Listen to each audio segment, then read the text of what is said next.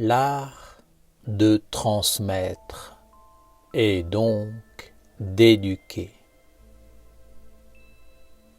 Depuis l'aube de l'humanité, les sages ont compris que la tradition et donc que la transmission était fondamentale. Les hommes ont proclamé qu'il fallait transmettre certains principes de vie, une façon de voir et de vivre à leur descendance. Pour cela, ils ont raconté des histoires, ont interprété des faits, des réalisations, afin de transmettre le savoir, la mémoire et l'hérédité. La nation essénienne est une très ancienne tradition et je veux vous apporter quelques éclaircissements sur l'art de transmettre et donc d'éduquer. Là où les hommes d'aujourd'hui se trompent, c'est qu'ils ont abdiqué le côté subtil de la vie. Ils sont persuadés que le savoir se transmet d'une façon mécanique et matérielle. Mais en réalité, ce sont essentiellement les esprits, les génies et les égrégores qui sont les gardiens des doubles, de la mémoire et du savoir. La transmission n'a jamais été faite par l'écrit, la parole ou le mouvement. Cela est juste un support à la subtilité vivante qui parle d'un monde à un autre, par les éthers, par la force spirituelle.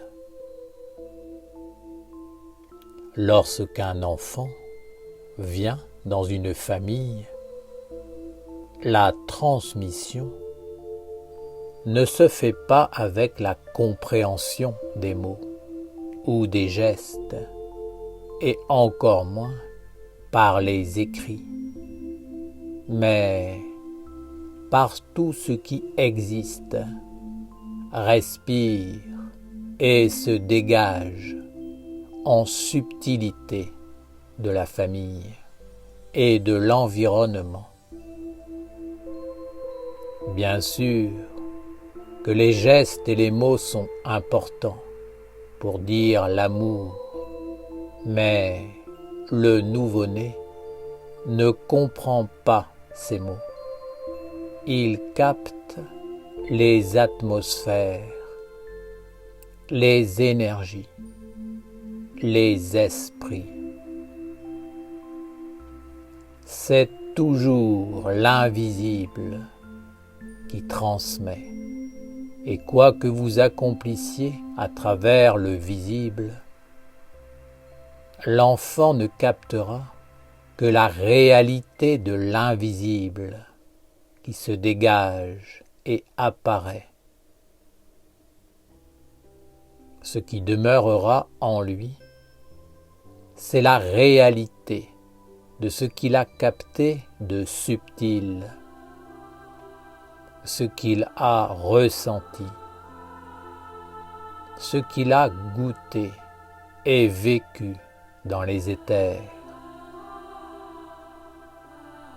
Je vous enseigne cette loi, car les mondes supérieurs utilisent la même méthode lorsqu'ils veulent transmettre quelque chose à l'homme. La succession et le don ne se font que par le subtil et non pas en passant par ce qui est grossier et opaque. Le grossier ou la matérialisation est toujours la conséquence de ce que l'homme a compris, de ce qu'il a reçu. Cette matérialisation n'est pas la transmission en elle-même. Le savoir et les vertus des anges ne peuvent être transmis que par ce qui est subtil, fin, délicat, spirituel. L'homme mal éduqué est inapte à utiliser ses sens subtils, car le monde de l'homme l'a déformé et maintenant il n'a pas d'autre choix que de s'abrutir et de dégénérer. L'éducation, la transmission sont fondamentales pour un futur sain et harmonieux de l'humanité et de la terre. Vous devez en être conscient et mettre en place une organisation qui permettra de transmettre le savoir-faire essénien à travers les siècles. Prenez soin de vos familles et de vos villages, car ce sont des lieux d'éducation et de transmission. Avant de rencontrer les mondes supérieurs, l'homme vit essentiellement dans l'hérédité de sa famille et de son environnement. Rares sont les hommes qui parviennent à s'extraire de ces influences pour entrer en contact avec ce qui vient d'en haut et qui est immortel. Père Raphaël, comment faire pour transmettre le savoir à travers les mondes subtils afin que la descendance essénienne puisse recevoir en héritage ce qu'il y a de plus sage? La première des conditions est que vous ne pouvez transmettre que ce que vous avez acquis d'une façon concrète et réelle. Vous ne pouvez pas dire qu'il faut faire telle chose et ne pas faire une autre si vous-même ne le faites pas. Vous devez vous faire un corps avec le savoir reçu. Si vous transmettez ce que vous ne vivez pas, ce qui n'a pas de corps vivant dans votre vie, ce sont la mort et la stérilité que vous donnez en héritage. Ne transmettez pas le mensonge et le faux. Une parole doit être vécue pour être transmise, car c'est l'invisible de la parole qui se transmet, pas la parole. Si l'homme ment, c'est l'esprit du mensonge qui agit et féconde. Si la vie intérieure n'accompagne pas la transmission, ce n'est pas vivifié. Seul ce qui est vrai dans tous les mondes est digne d'être transmis par les corps subtils éveillés. Un animal n'a pas besoin de parler pour transmettre ce qui est essentiel à un enfant ou à sa propre descendance. Un canard transmet à ses canetons ce qui vit à l'intérieur de lui et qui est vivifié par les mondes subtils.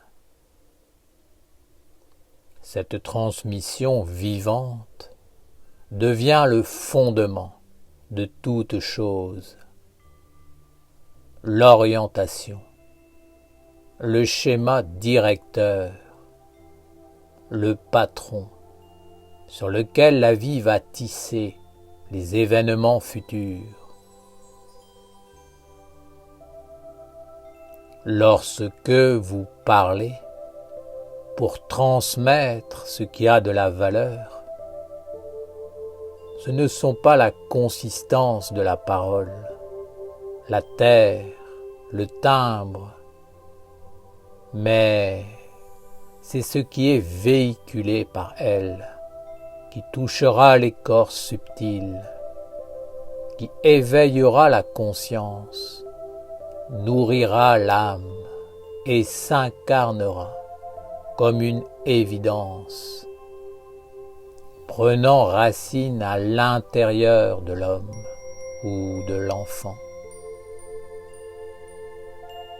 Comprenez que votre éducation vous a conduit à vouloir éduquer le monde et à transmettre ce que vous-même avez reçu. Vous voulez léguer aux générations futures un patrimoine, mais je vous dis que cette attitude n'est pas forcément saine. Si vous n'avez pas reçu la vie, ne transmettez rien. Seul ce qui est vivant doit être transmis à votre descendance, afin qu'elle continue l'œuvre de la vie.